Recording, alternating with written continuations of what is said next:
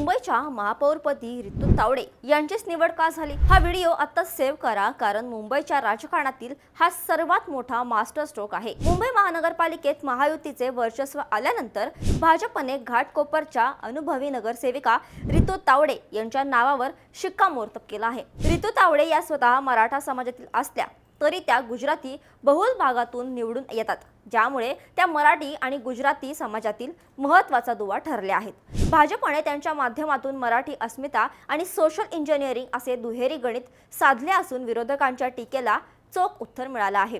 रितू तावडे यांनी यापूर्वी शिक्षण समितीचे अध्यक्षपद अत्यंत प्रभावीपणे भूषवलं असून प्रशासकीय कामावर त्यांची मोठी पकड आहे। आक्रमक वक्तृत्व आणि पक्षाशी असलेली त्यांची निष्ठा यामुळे महापौर पदासाठी त्यांचं पारडं जड ठरलं। स्वच्छ प्रतिमा आणि 2 टर्मचा अनुभव ही त्यांची जमेची बाजू ठरली आहे। या सगळ्या प्रकरणाबद्दल तुम्हाला काय वाटतं? रितू तावडे मुंबईचा विकास करण्यात यशस्वी होतील का? तुमचं मत खाली कमेंट्समध्ये नक्की सांगा। ही महत्त्वाची माहिती इतरांनाही शेअर करा आणि अशाच महत्त्वाच्या अपडेटसाठी थोडक्यातला फॉलो आणि सबस्क्राईब करायला विसरू नका। बातमी म्हणजे थोडक्यात।